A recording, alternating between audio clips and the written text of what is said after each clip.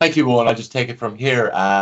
Thanks for the introductions, and I can say we have and thank you to Catherine and yourself, Owen, for inviting me just to facilitate this provocation, as Catherine puts it. And I think it really is a wonderful talk that we're going to have from Dr. Jenny Scoles presently on her experience, good and bad perhaps, but certainly really good insights on interdisciplinary work in her work in the University of Edinburgh. So without further ado, I'll hand over to Jenny, if that's okay. Jenny. So much, Owen and Ed. And thank you everyone for joining today. I know it's a beautiful day in Edinburgh, so thank you if it's sunny out there and you've stayed inside for this. I'm delighted to talk today for about 15 minutes on a toolkit that we've been developing in the University of Edinburgh. So I'm going to share some slides with you. There's not that many, and then I'm going to talk you through the toolkit on the website. But there is a link that I'll give you where you can join yourselves and have a look as I'm going through it. So bear with me while I just share my slides with you. Can you all see that okay? Yeah, thanks, Owen. Brilliant. Okay, so as my introduction states, I am an academic developer working at the University of Edinburgh, but I was lucky enough for 18 months to have a secondment to work at the new Edinburgh Futures Institute, which has been set up as a physical building, a very beautiful physical building in Edinburgh, but also as a really new way of delivering education. It was based on fusion learning for postgrads, which was pre-pandemic. So they thought they were going to get a real head start on the future of teaching, having basically what is hybrid teaching now. They stopped calling it fusion teaching, and bring in all sorts of brilliant programs about AI, data-driven society, challenge-based problems into the university. And they also have an undergraduate it's not as big as a postgrad, but an undergraduate cohort that has started in the last few years, which I managed to become and help design some of the courses for this program. And part of it was to be involved in a PTAS, a Principals Teaching Award Scheme grant, which we've got, I'm sure you have at universities, where you get sort of internal funding to run a learning and teaching project. And this project was run by David Overend. And had a few of us working on it for a couple of years.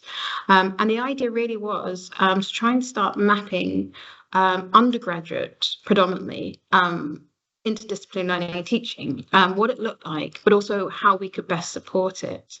So one of the projects of it that in this project that I'm leading is a longitudinal 4-year research project, where I'm actually trying to research student and staff experiences, perceptions, and practice of what interdisciplinary teaching learning should look like and how it is actually enacted in a classroom from a practice-based perspective.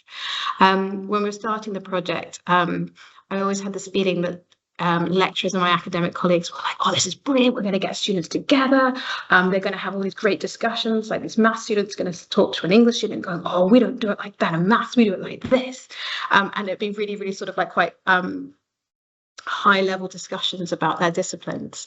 And I was a bit skeptical about this based on the fact that research I've read has been basically saying, how can you be, you can't be an interdisciplinary expert until you're a disciplinary expert. And I thought this was a lot we're asking from our undergraduate students. And initial research was coming up with things like, oh, I met a student from maths and it was great. I've never met a student from maths before. And I was like, oh, that's how they're experiencing what we're thinking of interdisciplinary education. So I was really interested to see what this looked like through a 4-year program. And another outcome of the project was to create a toolkit for educators to support interdisciplinary learning, both in universities, but also in colleges and schools, and also in sort of community organisations. And this is what I'm going to show you today. I'm very interested to talk more about the research project. I'm just going into the year 2, following up with focus groups and surveys, so can talk about that at another time. Just a quick background about the program that I'm talking about at Edinburgh Futures Institute. So this is what the building looks like. I'm sitting in it now, and it's a lovely mixture of glass and old brick. It's a very important space because it used to be an old hospital in Edinburgh, and it's been converted and won some very prestigious award I've heard, but also has used a lot of the university's money, which again, on the other hand, is probably a great thing in the current climate. But it's a real sort of catch for the university. And as I said before, the main focus is on postgrad, but we have one honours, MA honours, which is undergraduate, so a 4-year programme called Interdisciplinary Futures. It's now into its 2nd year. We had 36 undergraduate students starting last September, and we took another cohort of 40 together. Unfortunately, I'm no longer seconded, but carry on in my research capacity, so I'm quite connected to what they do. The 36 undergraduate students are research participants, and they have very much admitted that they signed up to this knowing that they were going to be guinea pigs, which I think is a fascinating cohort. It's definitely not your representative students who come on board this. They know it's something new that they're doing. And to hear their experiences so far has been quite fascinating. So the idea of the programme really is to develop collaborative experiences based on key challenge themes. So there's 4 big questions, challenge questions, that are asked throughout the 4 years. And the whole programme is designed around spiralling these through different levels throughout the 4 years and throughout the different courses that they're doing. And the idea is that we're getting these students future ready. Part of some of my PhD research is actually in engineering and renewable energy, and it's that classic comment when we ask employers what they're looking for from students, and they all say, oh, communication skills, that dreaded word, soft skills. So I feel for me this was a real evidence of something quite tangible that was coming out of what employers want students to be when they're facing the sort of demands of professional practice, especially with how quickly everything is changing right now. That's a little bit, you can have a quick look on there if you like, about what that undergraduate programme's about. So after the toward the end of the 1st year of the undergraduate programme, the research team came together to start designing this toolkit. It was designed to be an online resource. It's an OER, so open for everyone, and Creative Commons.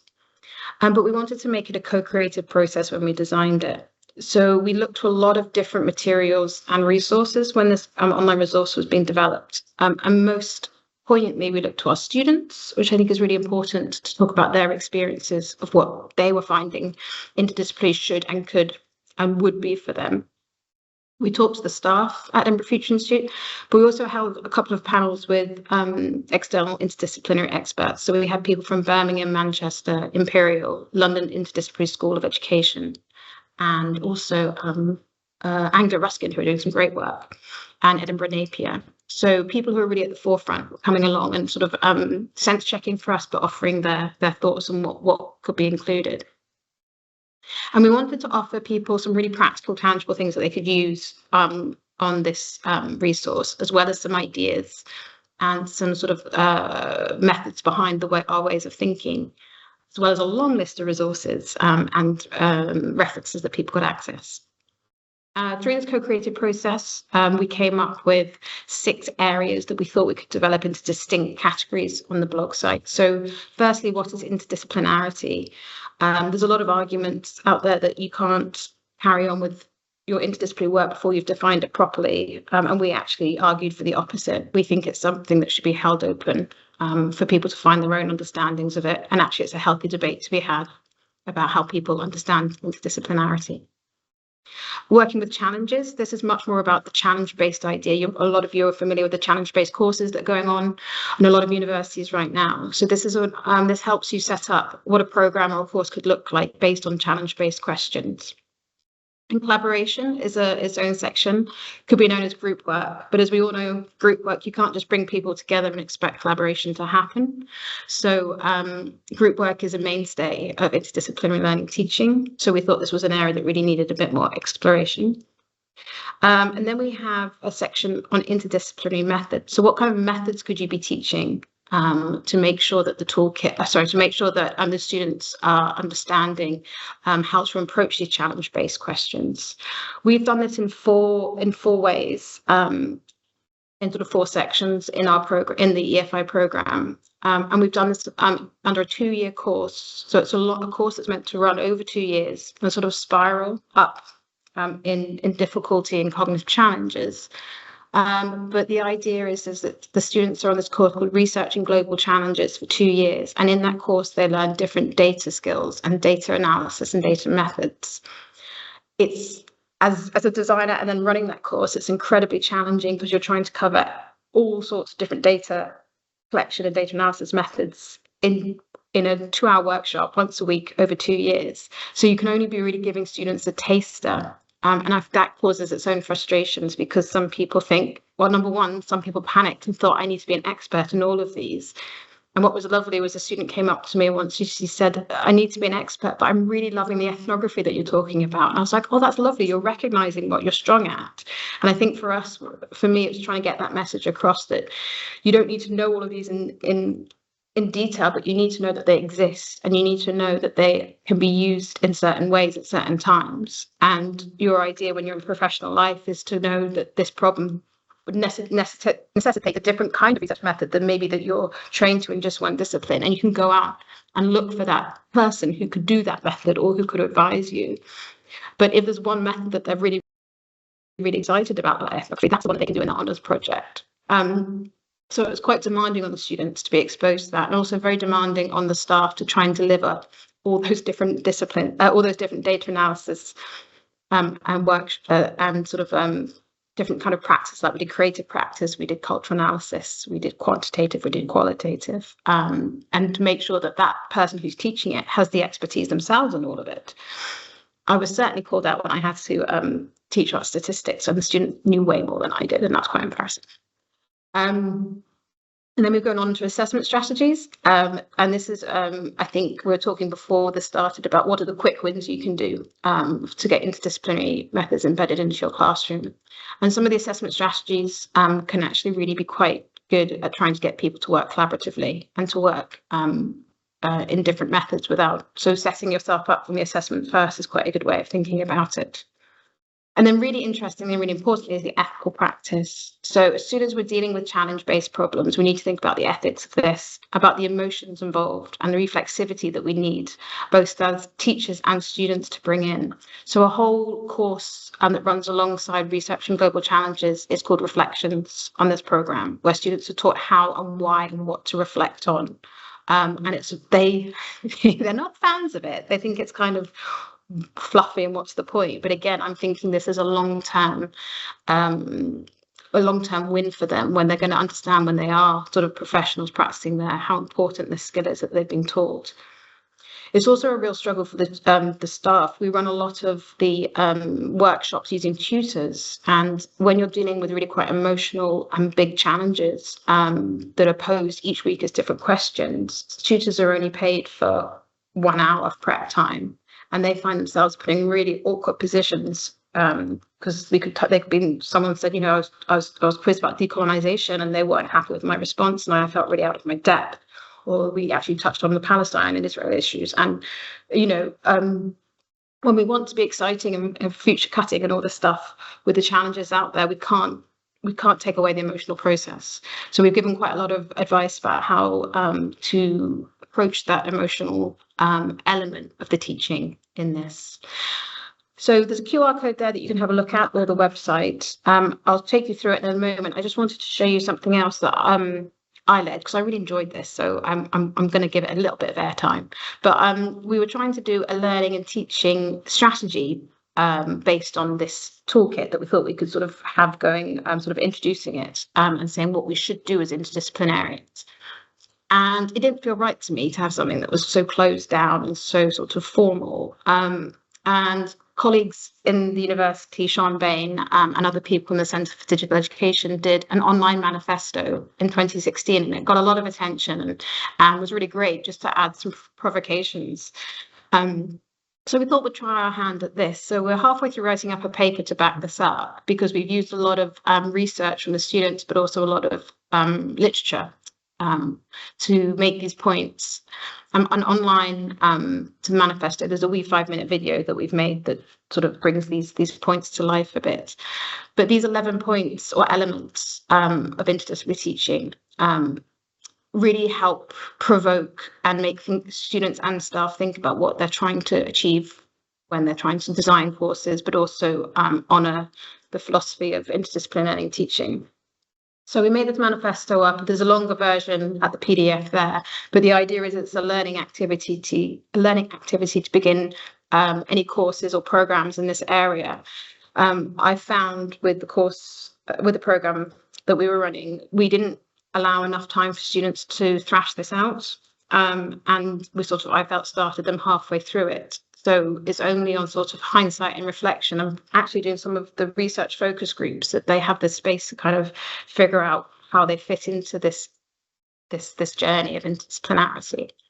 And we launched this to the students at the beginning of this year, and they were really, really excited to see the toolkit, the manifesto, helping them have some identity around what they're actually doing and giving them some words to be able to speak about it to their fellow students.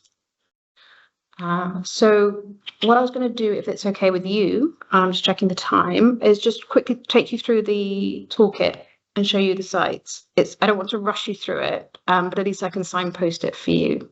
So it's currently sitting on one of our blogs at Edinburgh while we wait for a permanent home for it on our university website.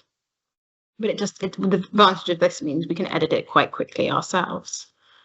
So we had someone called Simon come in and take some videos. Unfortunately, they're all sort of hidden behind these accepting things, little things. But when you go through them, these are our actual students here that we've videoed, and they've really done some great little snippets about their experiences of the course. So the toolkit is based on the EFI course, the program we've run, Interdisciplinary Futures, but it really tries to extrapolate and take it out so it's relevant for everybody. So after the welcome page, there is a page that really sort of delves into the definitions of interdisciplinarity and looking at different versions out there, drawing on some of the literature. And this is a fantastic, I was so chuffed with the student Emily did. This was actually her assignment, but she did a podcast where she interviewed some of the staff and students about what is interdisciplinarity, and it was beautiful. So I highly recommend giving that a listen. It delves a wee bit into the debate between multi, inter, and transdisciplinary. And here's the manifesto video here if you'd like to watch it, which just gives a wee bit of sort of context behind each of these element points here. Oh, I've come out of it. It's all right. And then the next page is working with the challenges. So as I said, the way the program's set up here is based on 4 main challenges that spiral throughout the year. And our 4 challenges, we've chosen are inequality and wealth, sustainability and biodiversity, peace and conflict, and global health. These are brilliant because they're quite generic to everybody, no matter what country you're in, to use as your sort of substance behind some of your organising for course and programme design. And each of these sections is displayed on the toolkit. But what we've managed to do is we've managed to offer some different kind of questions you could ask and some activities here. And the activities come with sort of links out to help you get sort of like worksheets or take you to different sites. We've also got, there's a few sort of lesson plans in there. I need to update all of the sites. And so there's sort of some suggested activities and lesson plans in there. And this is something that we'd love to add to from our community as we grow. And then the collaboration is the group work that I was talking about.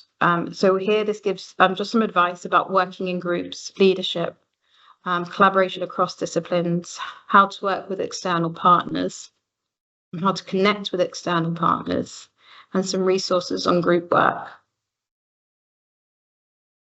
I think everybody has the same problem about assessing group work as well, like how do you assess it fairly? So that's something we're really interested in looking a bit more at. And then the interdisciplinary methods. So this is what I was telling you about with the sort of different stages, different workshops that students can do, including data collection. So these are some of the things that we've been teaching in researching global challenges about different ways of collecting data collection.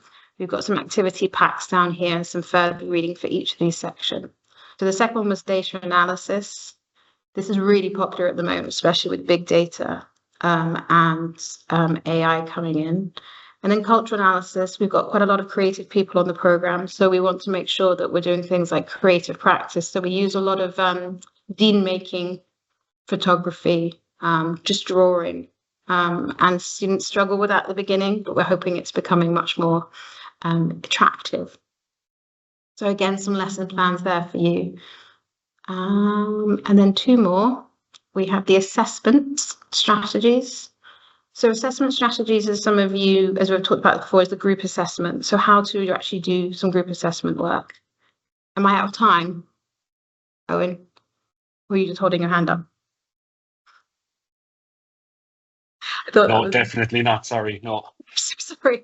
Now's my time to stop. Okay. Do a bigger wave and I'll stop. Okay. Ungrading, which there's a big movement now for ungrading. So we really started to explore what that meant. And reflection, how to use reflection, student reflection. And blogging is a big thing in our university as well. And we're also got a big interest in our university in program level assessment. So looking at portfolio work, workbooks, showcases. And as I said, if you wanted some quick fixes, we've given some assessment types, so some suggestions about what our students are doing here that people can add in to try and make those sort of experiences in a normal course more innovative and engaging.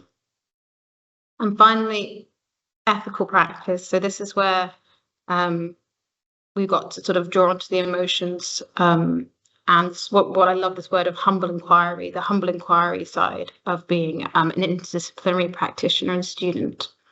So we're also very interested in ideas around inclusivity, but also decolonization. And what is fantastic, I think, and what was really coming up in some of the research we've been doing is in this sort of learning, you suddenly give students who have first-hand experience of some of these problems platform to speak, and suddenly they become the expert in the classroom, and we're listening to them. And I think this is a really important shift in the teaching that we're experiencing. And then we've got a section on reflection, critical reflection, reflexivity, and diffraction. So somebody in our team was an avid fan of Karen Burrard. So we do have a bit of diffractive practices going on here. And then finally, the touch on emotionality and how to sort of the pedagogy of vulnerability has been really inspiring for us to think about. So it's quite a neat, comprehensive site. It's, it can be read through as a oneer, but it also can be dipped in and out of. And we've got a plethora of references there, which are also helpful for anyone who wants to be doing any kind of research. I'm going to stop sharing there and come back to you all. But if anyone's got any questions or would like to talk through anything else about that, I guess I'm over to you, Ed. Thank you, Jenny. That was terrific. A wonderful shoot through the toolkit there and introduction to some of your really incredible work. So thanks for sharing.